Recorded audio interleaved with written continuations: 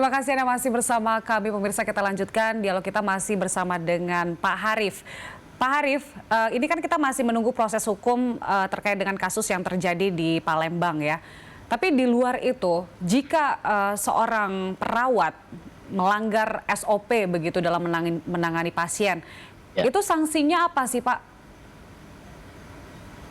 Iya, pertama saya kira kita lihat dulu kasusnya. Lalu apakah itu dalam lapangan gugatan secara perdata oleh keluarga pasien, ataukah itu kaitannya dalam lapangan pidana begitu kan? Itu dua hal yang berbeda, ya kan? Atau yang ketiga, sebenarnya ada satu hukum lagi yang tertera, yang kita lingkupi adalah yaitu ada hukum disiplin namanya. Dan juga ada etika profesi. Itu tiga ranah yang berbeda cara penanganannya dan bahkan berbeda sanksinya. Nah, tergantung melihat dari sudut pandang yang mana dulu ini mau diselesaikan.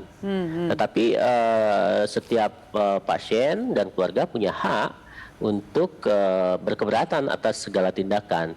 Tapi di sisi lain, tenaga kesehatan juga mempunyai hak hukum untuk melakukan pembelaan diri manakala dia sudah melaksanakan semua prosedur dan standar yang harus dilakukannya begitu. Nah, tentu pasien tidak bisa serta-merta mengatakan Anda lalai, harus diuji dulu siapa pengujinya. Kalau dia dalam lapangan hukum, maka para penegak hukumlah yang menguji lalai atau tidaknya pada proses pengadilan.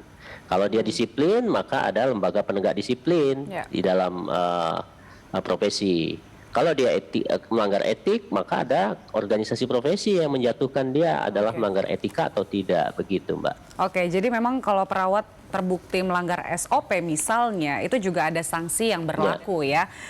Pak Harif, jadi ini kan nanti akan ada proses hukum yang dilakukan terkait dengan kasus yang terjadi di Palembang ini. Dari Persatuan Perawat sendiri akan mendampingi yang bersangkutan, Pak Harif? Iya, pasti.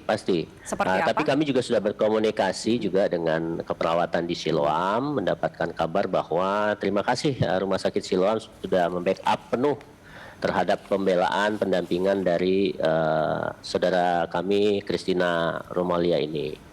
Tetapi kami juga ingin kalau bisa kita bersama-sama. Kami juga punya badan bantuan hukum yang siap setiap saat untuk membackup dan mendampingi sejawat kami untuk proses hukum selanjutnya. Dan ini juga aspirasi perawat seluruh Indonesia ini. Tidak menginginkan untuk selesai dengan uang 10.000 dalam arti materai begitu. Damai, karena ini menjadi pembelajaran yang berharga buat semua orang.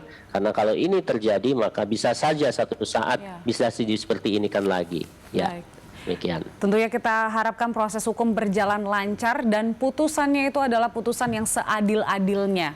Baik Pak Harif, terima kasih telah bergabung bersama kami siang hari ini. Sehat selalu Pak Harif. Terima kasih Mbak Julita. Baik. Sehat selalu. Dan pemirsa, kami masih akan kembali dengan informasi lainnya usai jeda berikut.